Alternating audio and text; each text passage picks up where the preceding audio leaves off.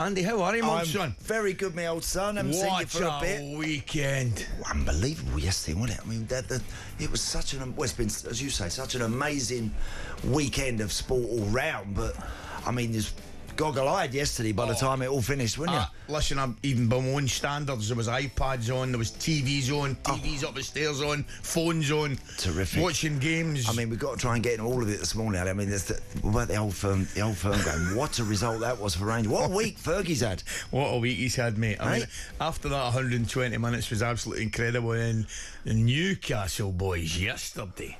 Brilliant. They were so good. Tremendous, mate. Absolutely tremendous. Do you know what I loved about it yesterday, Ali? What I really enjoyed seeing was a couple of old-fashioned goals as well, right? Yeah. You know, decent corner drilled in. Yes. Big man there at the back post. I mean, you have to ask one or two question marks about the marking. You have. Did you understand that one? No. It's not me whistling, by the way. If anyone can hear this, something's going into my microphone, and I've not had any false teeth put in lately that I know of. Are you that boy? No, remember the old boy chewing the fat with a denture? Oh dear. But I love the fact the old-fashioned goals. It was ping out to Dan Burn just attacks it, and brilliantly, and the second one even, Ali, ball. Player gets wide, ball stood up, header back down, and what a finish that was, wasn't it? On a half volley. I thought it was an amazing goal. I really did. It's a great delivery. He gets up really well at the back post, knocks it down, and he came in and he just meets it sweetly in the half volley. Fantastic Beautiful goal. Brilliant goal. And of course, look, it wouldn't be a cup final. It was never going to be easy for Newcastle. Obviously, Liverpool got themselves back in it. Good goal, that, Chiesa. Good goal, Takes it well, doesn't he? Took it very well. Really good goal. And then from then you're thinking, Liverpool, there's still a bit of time left. But you know, the Newcastle have managed to get over the line and deserved it. And it's been a long time. They've waited an awful long time, but fantastic day for them. Incredible when you think about it. I mean, 1955 was the last time they won the FA Cup. 70 years. They won the Fairs Cup, I think it was 1969. I always remember that. I can remember because they beat Rangers in the semi-final of the Fairs Cup. Wow. I think I'm right in saying Andy Penman missed a penalty for Rangers up at Ibrox. Anyway, I'm over it. But just to see the old Geordie boys celebrating. Yeah. It was fantastic. Brilliant. Nobody could have grudged them that. It was just a brilliant moment. They got it absolutely right. Liverpool on the day never really got going. Did they, Andy? Never got going. Do you know, Liverpool, the last couple of games, and against Paris and that one yesterday, the only times they've started to look a real threat is when they go a bit more direct to Salah and they get him involved a little bit quicker. Yeah. When they're trying to sort of build up as they usually would do, it's just lacked a little bit of speed and intensity about it all at the moment, and they've not been able to really get on top of the opposition. Yeah, when they go long, they still look a very dangerous team, don't they? 100%. But it's amazing. But when I try to play through teams with possession and the ball, they don't look as dangerous. No. The opposition look as though they're handling them, they're defensively up. But no, I mean, you're right. Two great goals. Isaac's goal was fabulous. Stunner. Absolute stunner. I thought Liverpool handled it brilliantly at the end. Class, just the way they went about it as well. Brilliant. With their congratulations. Handled it like a proper club. Now we're going to have a listen to this because after 56 years of hurt finally ended for Newcastle fans after their 2-1 victory against Liverpool. Pop the slot or time for a Toon trophy. Liverpool and Newcastle want to prove they are just getting started. I'm only getting started. With a header, he scores! It's John who scores on the week in which he was called up for England. What a header, absolutely superb, and it's what Newcastle deserve. 1 minute taking a game against Darlington to try and stay in the Football League, and now here I am. It's gone by in a blur. With a header down to Isaac. It's a second goal. It's another goal for Newcastle United. It's converted from 10 yards out by Alexander Isak. Have just unleashed a hypersonic missile. We knew the microscope was on us today. I thought the players really delivered. Newcastle United have won the Carabao Cup. It's been a long time coming. Eddie Howe, take a bow. Eddie Howe, you've made every one of us Newcastle United fans and us Geordies unbelievably proud today, pal. The downs are really low, like losing here 2 years ago. So when you do get a high like you have today, you've got to try and enjoy it. No more people watching for Newcastle United. They've just scored a major trophy for the first time in 56 years.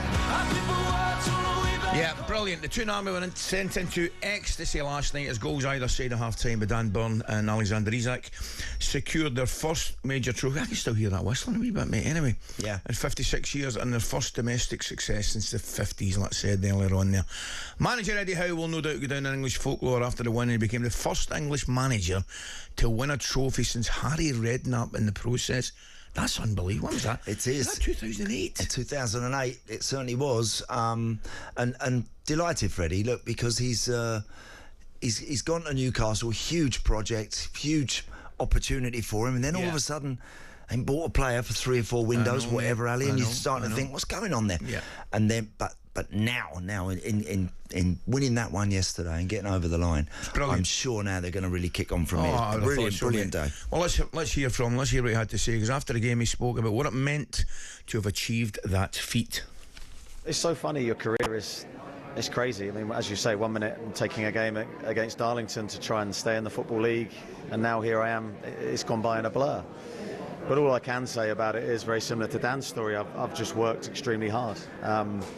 Really proud of my coaching team who've been by my side near enough the whole journey with me. The likes of Jason, of course, has been with me every step of the way, but Simon Weatherstone, Stephen Purchase, Graham Jones, latterly, they're all so important, and we share all the ups and the downs, and I think that's the thing that people don't see. The downs are really low, like losing here 2 years ago. So when you do get a high like you have today, you've got to try and enjoy it, and I'm very thankful to everyone that's helped me on my journey.